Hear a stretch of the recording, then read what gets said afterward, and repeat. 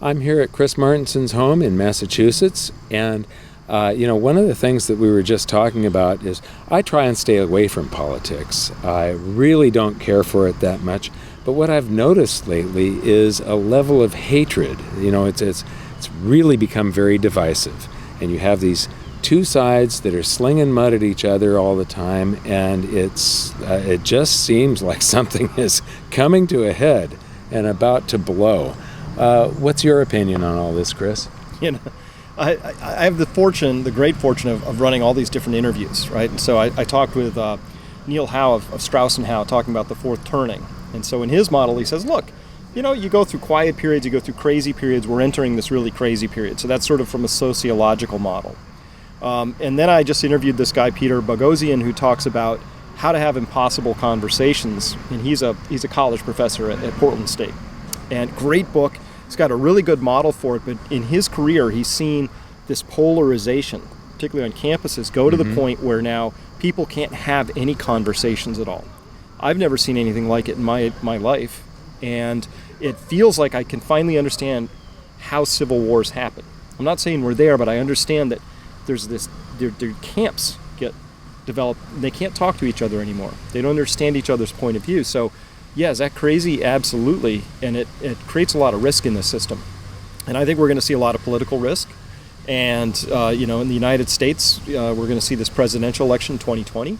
And this one, I couldn't possibly imagine more diametrically opposed camps. And which camp wins is going to have a huge impact on the way things go, right? One way might be modern monetary theory. Print money and hand it out, because why didn't we ever figure this out before, humans? You can just print your way to prosperity and people will just, spend it, right? And on the other side, we might end up with a much more conservative, bellicose sort of a view that really wants to enshrine the United States as the world's policeman and do all sorts of crazy things, right? So I think there's a lot on the table right now. Unfortunately, my opinion is that we're not having the right conversations at all. And there's no room for that in this current dialogue that's been happening. My priorities would include coming up with a national energy policy that made sense, getting rid of whatever it is that's killing all the insects and birds in this story, and figuring out how we're going to build for a future I can believe in. Nobody's talking about that stuff yet. Right. Nobody's really talking about sensible economics either. Both sides want to, they used to say that the Republicans were for limited government and limited taxation, but Republicans tax and spend just as much as the Democrats do. They just spend on different things. But we're talking about huge deficits any way that we go, and deficits require currency creation, which then dilutes the currency supply. It's not like they're actually creating any new wealth anywhere.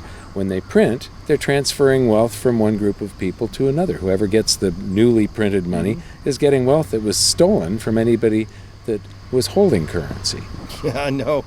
And there's no person out there on the political landscape right now who's talking sensible economics at this point. We're so far into nonsense. And that, I can just only imagine if a candidate came forward, though. Can you imagine? Somebody who came forward and actually talks down money like Ron Paul used to do. Right.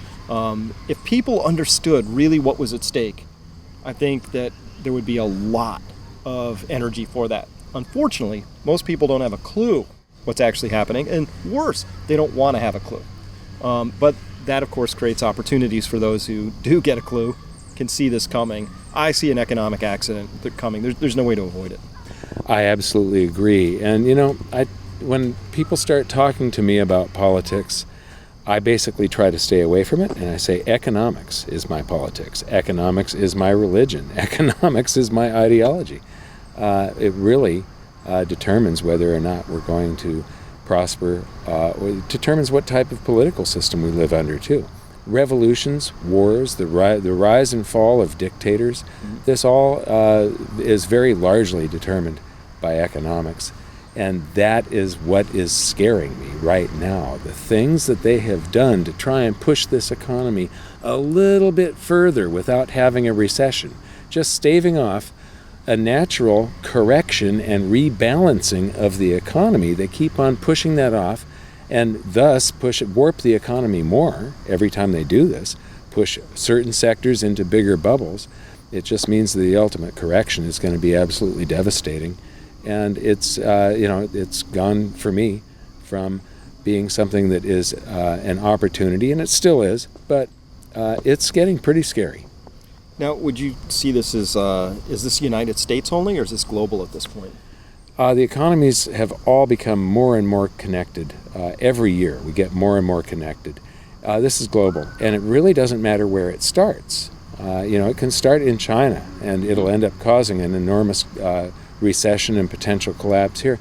But I'm now looking at the potential of people don't realize how close we came in the meltdown of long-term capital management back in 1998, and then in 2008 with Lehman Brothers, of the world monetary system just freezing up, credit cards not working, and that means no gas coming out of the pump. Yeah, the whole system is both robust and really fragile at the same time. Because of its complexity. Yeah, nobody understands it at this point in time. I remember it was the first quarter of 2019, Apple came out with some slightly less than stellar earnings. And the next thing we knew, we saw the New Zealand dollar and the yen pair crash, right? One went down, one went up. Wow. Like, why should that happen as a direct consequence of Apple's earnings being slightly disappointing in the aftermarket? But that's how it's all interlinked, because there's some computer running some weird arbitrage strategy that somehow links Apple earnings to that particular currency pair. But we see these sorts of things all the time now, where some little thing happens in one part of the world and it blows up over here because the whole system's interlinked.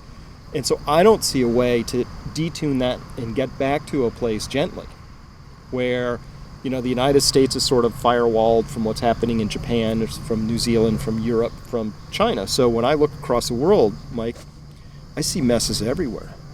Europe, what a mess. China, if you think the United States debt position is crazy, you should see what China did, right? And on and on and on. So everybody's gotten into this crazy, we'll just print money, we'll go into massive amounts of debt, it won't really matter until it does. Yeah, until it does. So the best thing for everybody to do is try to figure out for yourself how you're going to turn the lemons into lemonade. Thanks for listening. We'll see you next time.